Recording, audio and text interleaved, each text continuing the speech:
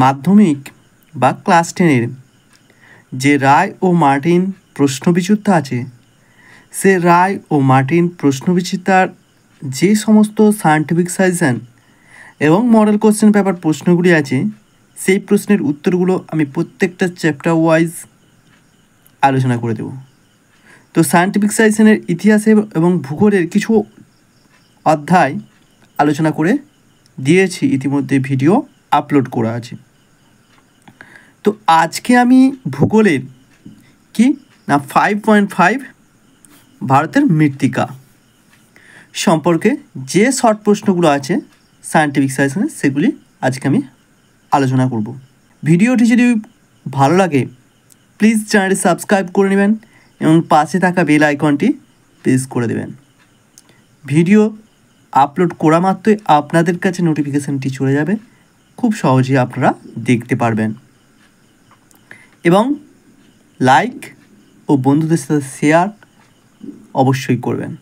ভূগোলের যে সায়েন্টিফিক সাজেশনের 5.5 ভারতের মৃত্তিকা, যে বহু বিকল্প ভিত্তিক প্রশ্নগুলো আছে, সেই প্রশ্নের উত্তরগুলো শেষের দিকে আছে, আপনারা বইয়ের শেষের দিকে আছে, নিজেরাই করে নেবেন।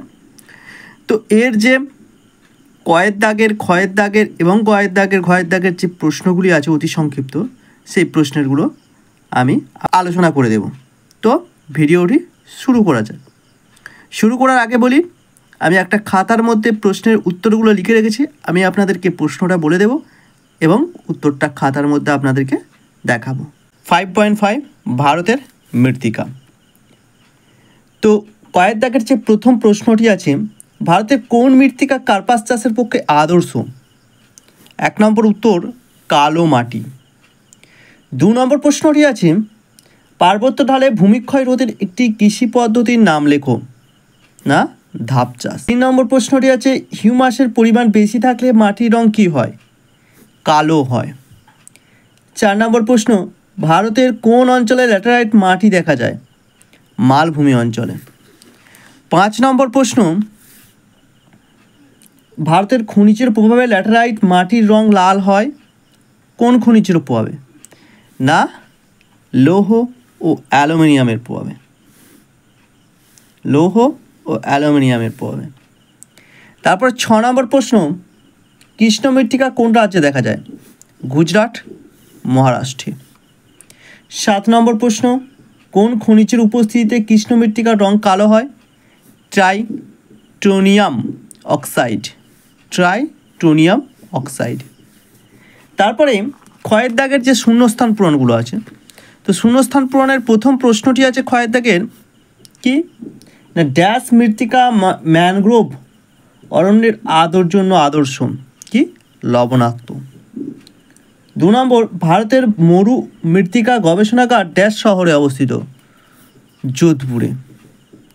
3 নম্বর প্রশ্ন, ল্যাটেরাইট মাটির ওপর অনেক সময় শক্ত আবরণ দেখা যায়, তাকে ড্যাশ বলে? এই প্রশ্নের উত্তরটা আপনারা প্লিজ কমেন্টের মধ্যে জানাবেন। তারপরে 4 নম্বর প্রশ্ন, উত্তর পূর্ব ভারতের রাজ্যগুলিতে প্রচলিত স্থানান্তর কৃষি ড্যাশ চাষ নামে পরিচিত? ঝুম চাষ নামে পরিচিত। তারপর 5 নম্বর প্রশ্ন, 5 নম্বর প্রশ্ন কি আছে? হ্যাডপ্যান দেখা যায় ড্যাশ মৃত্তিকায়? পার্বত্য বা পটসল মৃত্তিকায়। 6 নম্বর প্রশ্ন, অধিক জলসেচের ফলে মাটি ড্যাশ বৃদ্ধি পায়? জল ধারণ ক্ষমতা বৃদ্ধি পায়। 7 নম্বর প্রশ্ন, ড্যাশ অঞ্চলে শারীরবৃত্তীয় শুষ্ক মৃত্তিকা দেখা যায়? ম্যানগ্রোভ অঞ্চলে। তো এখনও যারা আমার চ্যানেলটি সাবস্ক্রাইব করেনি প্লিজ চ্যানেলটি সাবস্ক্রাইব করে দেবেন এবং ভিডিওগুলো ভালো লাগলে লাইক এবং বন্ধুদের সাথে শেয়ার করে নেবেন। এরপর দেখুন গয়ের দাগের। গয়ের দাগের কী বলেছে না, নিচের বিবৃতিগুলি কোনটি শুদ্ধ ও কোনটি অশুদ্ধ লেখো।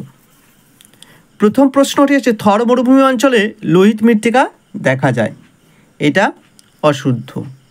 ঠিক আছে, এটা কি না মরুমৃত্তিকা বা শিরোজাম মৃত্তিকা দেখা যায়। 2 নম্বর প্রশ্ন আছে, শস্যাবর্তন প্রক্রিয়ার মৃত্তিকার উর্বরতা হ্রাস পায়, এটাও অশুদ্ধ, এটা হচ্ছে বৃদ্ধি পায় হবে। তারপরে 3 নম্বর প্রশ্ন আছে কি না, বৃষ্টির জল দ্বারা মাটির ওপরের চাদরের ন্যায় অপসৃত হওয়াকে শীত ক্ষয় বলে, এটাও অশুদ্ধ। 4 নম্বর প্রশ্ন, পর্জল মাটি আম্লিক প্রকৃতির হয়, এইটা শুদ্ধ। 5 নম্বর প্রশ্ন, মাটির আর্দ্রতা বজায় রাখার পদ্ধতি হলো মালচিং, এটাও শুদ্ধ। তো তারপরে ঘয়ের দাগের দেখুন, বাম দিকের সঙ্গে ডান দিকের মেলাও। মহারাষ্ট্র কী হবে না, মহারাষ্ট্র দেখুন আমি লিখে রেখেছি ক্ষয়েরটা, কৃষ্ণ মৃত্তিকা গুজরাট, এটা হবে। তারপরে ঝুম চাষ, ঝুম চাষের সাথে কোনটা হবে, কয়েরটা, মৃত্তিকা ক্ষয় বা গারো খাসি পাহাড়, এটার সাথে এটা আর এটার সাথে এটা। তো এখনও যারা আমার চ্যানেলটি সাবস্ক্রাইব করেনি, প্লিজ চ্যানেলটি সাবস্ক্রাইব করে দেবেন এবং পাশে থাকা বেল আইকনটি প্রেস করে দেবেন। ভিডিও আপলোড করা মাত্রই আপনাদের কাছে নোটিফিকেশান পৌঁছে যাবে এবং আপনারা খুব সহজেই ভিডিওগুলো দেখতে পাবেন।